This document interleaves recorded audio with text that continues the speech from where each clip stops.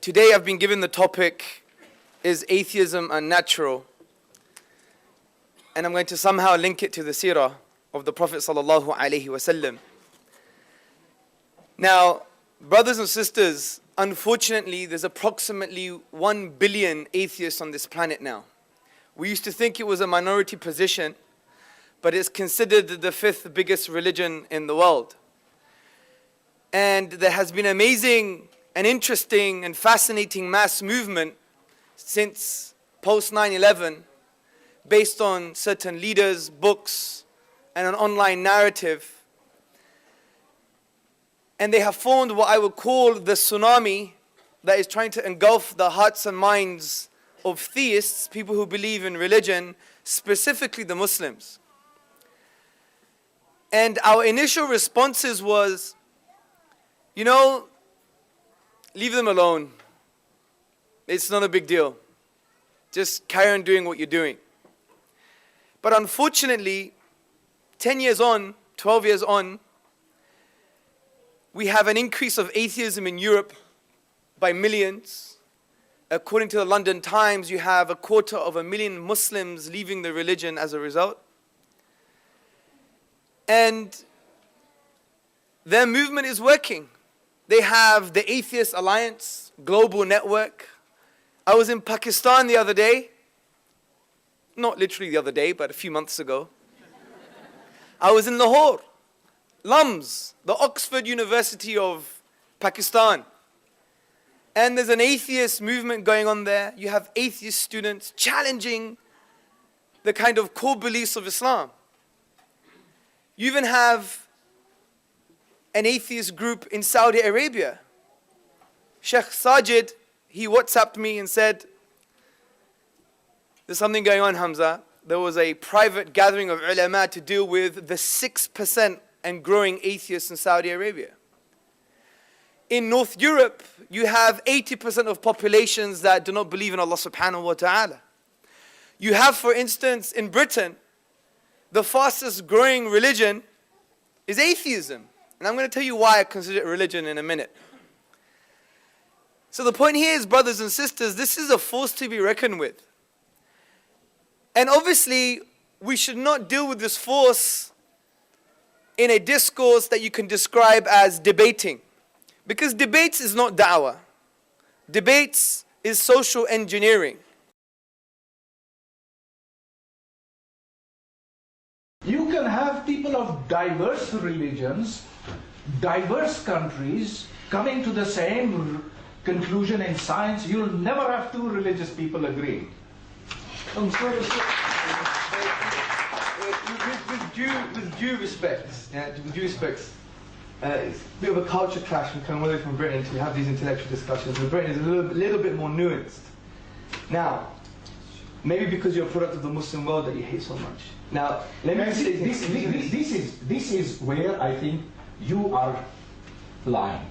You are lying. I have not said I hate the Muslim world. I didn't say you hate it. You just said it. Shame on you. Oh, yes, sorry, I did. Well, I meant shame on you. Let's not take... Shame on you. Listen. This is something Hamza, Tzortzis said in 2008. We as Muslims reject the idea of freedom of speech, even the idea of freedom. So Hamza, does this mean that you want to... Did you have your way to muzzle me and murder me? You're a liar. This is from your website. No, it's not. Why would I put that on my own website?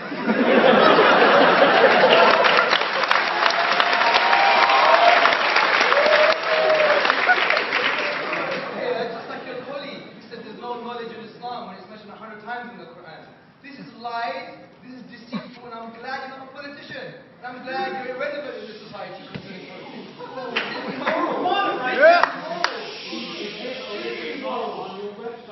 It's not on my website. It's an accusation about me. There's a difference. Can we read? However, we as Muslims reject the idea of freedom of speech and even the idea of freedom. And we see under the Khilafah, when people used to engage in a positive way, this idea of freedom was redundant. This is something Hamza, Tzortzis said in 2008. We as Muslims reject the idea of freedom of speech, even the idea of freedom. So Hamza, mean that you want to, if you have your way, you muzzle me and murder me? Lock me up? Now, in the last 3 minutes that I have, what I'm going to talk about is basically, you don't have to prove anything. This is your natural belief. This is a self-evident truth. So the question is, not does God exist? The question should be, what reasons do you have to reject God? That's the question. But we get so fooled because we don't understand our epistemology, our ontology. We don't understand our usul. Because we think, oh no, we have to prove everything. We don't. The onus of proof is on them. So we don't have to always start, going to the lizard holes intellectually, right? We just show to people, wait 1 second. Don't you have to do the proving? It's you. What evidence do you have to reject his existence? Because the existence of God is something called an axiomatic belief. What is an axiomatic belief? An axiomatic belief, brothers and sisters, is a self-evident truth. Let me give you an example of a self-evident truth. Can you hear this? What is this? It's a lectern. It's a podium, all right. We Brits, we call it a lectern, okay? The ones that taught you your language, yeah? We're your colonial masters, right? I'm only kidding, man. There's no Asabiya in Islam, right? No nationalism. So, this is a podium. Now, prove to me this podium is real. It's no proof. Hey, he's caught on well. You be quiet for 5 minutes, yeah? You prove to me this is real. He said you could see it, you can touch it, feel it, right? But is that proof? It's not proof. Maybe your brain is on Mars in a vat with probes, and an alien is making you feel what you're feeling now and thinking what you're thinking now. Right? That could be the case. Maybe you didn't take the blue pill. Maybe you're in the Matrix. And that's why Bertrand Russell, the grandfather of atheism, he basically said that you cannot deny the assertion that maybe the universe was created 3 minutes ago. Because maybe it was created 3 minutes ago, and you were created with all of these memories that you've existed for the past 40 years. Sorry, 30, brother. So the point is, this is called a self-evident truth. So the real world being the real world is an axiom. It's a self-evident truth that requires no proof. This is what haqq really is. Haqq doesn't require proof. It is. That's why Allah is not a concept. He is a precept. He is that which is necessary to have all ideas and concepts and realities. So, if you reject Allah, and I'm going to end on this, it's equivalent of rejecting the real world is the real world.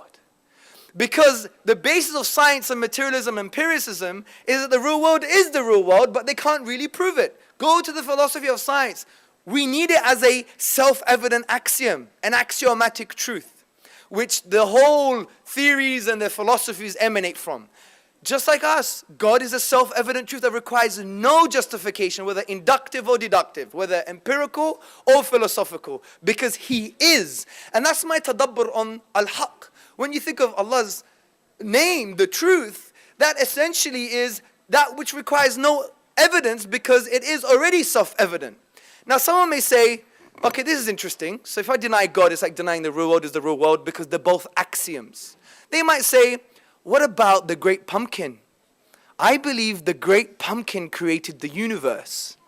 Can I consider that an axiom? Maybe I believe in the great fairy at the bottom of my garden. She created the universe. That could be a self-evident truth. There's a subtlety here. Self-evident truths are only valid if they don't require information transfer.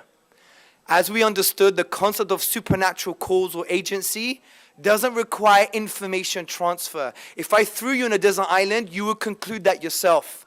But for me to know what a great pumpkin is and what a fairy is, I need some knowledge of mythology or legends or some type of understanding of English culture. That's information transfer. So that's the first contention.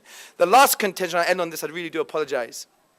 If you go to my Greek village and you ask for the time, they just go, they don't know time. We transcend time like that, yeah? So I do apologize. In a non-shirki sense, of course, yeah? So the other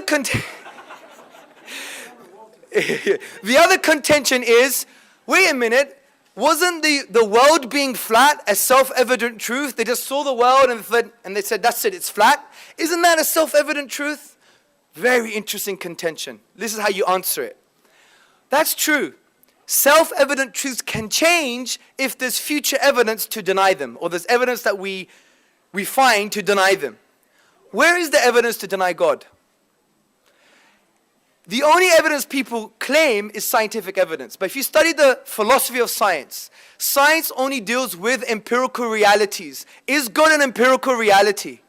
لَيْسَ كَمِثْلِهِ شَيْءٍ. He's outside of the physical universe. So science, as a domain of thought and a methodology, is de-scoped because you can't get God and put him into a test tube and test him, right? So from this perspective, no matter what future empirical scientific evidence comes, it can never ever deny God's existence because it can only talk about how things work, not why things work, and deal with the things that they could touch and feel. God is outside of that domain. So that contention can never exist against God because science can never ever reject God's existence. Any sincere scientist will say this to you. And this is why, brothers and sisters, I deliberately spoke about this to give you intellectual sakina, because no matter what you see on the web, what books you read, what philosophy class that you have to take, and this is quite crazy, even when you study nursing, you have to do like philosophy of ethics or something, and they want to really secularize your mind. No matter what you read, now you know that you should have intellectual tranquility, that at the end of the day, it's not about who does God exist. It's about what reasons do you have to reject God's existence. And usually they're not intellectual, they're emotional. So hopefully we've clarified the idea, is atheism unnatural? Indeed it is.